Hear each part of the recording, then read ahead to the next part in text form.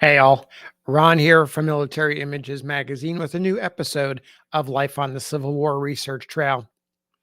Today I was researching the earliest part of General Robert E. Lee's Civil War experience after he left the U.S. Army, after he resigned his commission and joined the Confederate Army.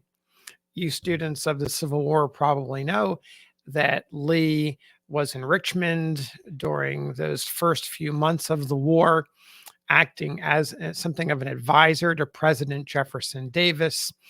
He inspects Norfolk, Virginia. He does an inspection of the Army of the Potomac, which later becomes his Army of Northern Virginia.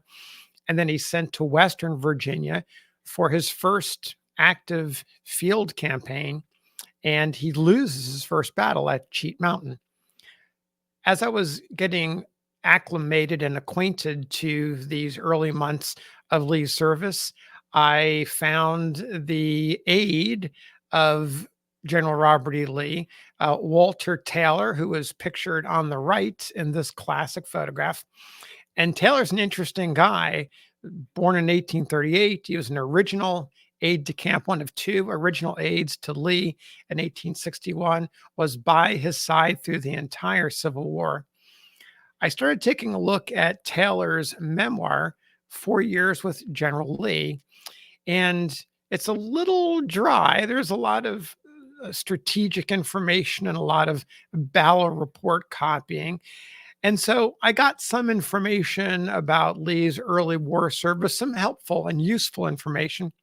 But as I was scrolling through the book, I thought, well, let me take a look at the Appomattox section and see what Taylor had to say about that surrender ceremony. And I was surprised to find nothing. He basically skipped over this section, this momentous event of the entire war, the surrender ceremony to Lieutenant General Ulysses S. Grant in the McLean House. He mentions before it, and then he mentions the aftermath. And it was the aftermath that caught my attention after the ceremony, after the surrender, as Lee goes back to the men, and everyone knows what has happened by that time. And Taylor records what happened. So I want to read you this excerpt because it's pretty powerful and gives you a real sense of the attachment that Lee's men had for him. And keep in mind, Lee's army had dwindled down to a fraction of what it was during the last months of the war. All of the desertions as Richmond and Petersburg fell, supplies were falling away, and so were the men. So those hardcore, seasoned, battle-hardened veterans who were left had an emotional goodbye. So without further ado, here's Taylor's description of that meeting of Lee with the men. Quote, "The scene witnessed upon the return of General Lee was one certain to impress itself indelibly upon the memory. It can be vividly recalled now after the lapse of many years, but no description can do it justice. The men crowded around him, eager to shake him by the hand, eyes that had been so often illumined with the fire of patriotism and true courage, that had so often glared with defiance in the heat and fury of battle, and so often kindled with enthusiasm and pride in the hour of success, moistened now, cheeks bronzed by exposure in many campaigns, and withal begrimed with powder and dust, now blanched from deep emotion and suffered the silent tear. Tongues that had so often carried dismay to the hearts of the enemy, and that indescribable cheer which accompanied the charge, or that had so often made the air to resound with the pain of victory, refused utterance now.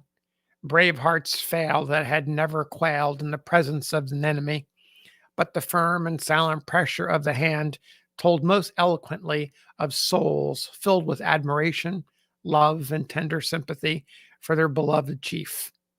He essayed to thank them, but too full of heart paralyzed his speech. He soon sought a short respite from these trying scenes and retired to his private quarters that he might, in solitude and quiet, commune with his own brave heart and be still.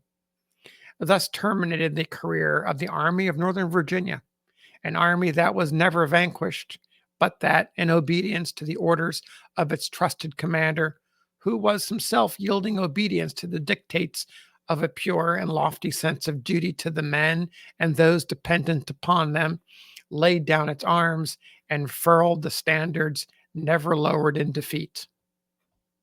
What a powerful a powerful passage from Taylor's memoir. That last part about furling the flags reminded me of this photograph. It's a classic, and it was painted in 1872. It's currently in the collection of the West Point Museum. The artist Richard Norris Brook was born in 1847, so he was a young teen during the war. He was raised in Warrenton, Virginia, and he lived in Warrenton while Union soldiers occupied it during the war years. He's best known for his African American genre paintings. So there you have the memories of Walter Taylor, an aide to General Robert E. Lee, of the aftermath of the surrender at Appomattox, that painful and emotional reunion with the men. One can imagine that Taylor, writing after the war, had these memories seared into his brain, had thought a lot about them, and perhaps they've been a little more emphasized over time, but still, the bonds of the men to General Lee was something that was well known, and many folks, in addition to Taylor, have talked about it. But here it is in Taylor's own words, someone who was with Lee for the entire 4 years of the war. So thanks for listening, and we'll see you on the next episode of Life on the Civil War Research Trail.